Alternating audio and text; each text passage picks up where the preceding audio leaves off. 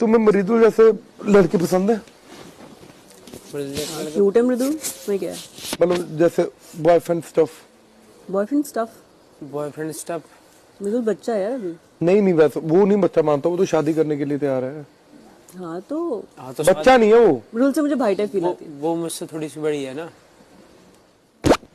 अरे तो भाई टाइप फील आनी पता कितनी खास होती है। हाँ भाई सबको भाई बनाने का मन करा है कभी भी? कितने साफ लोग लगते होंगे देखने में। और उसने भाई कहती तो तुझे इतनी क्यों दिक्कत हो रही है? अच्छी बात है।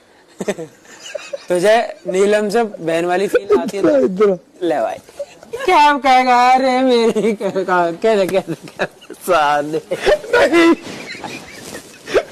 व्हाट? अपने वर्ड वापस ले।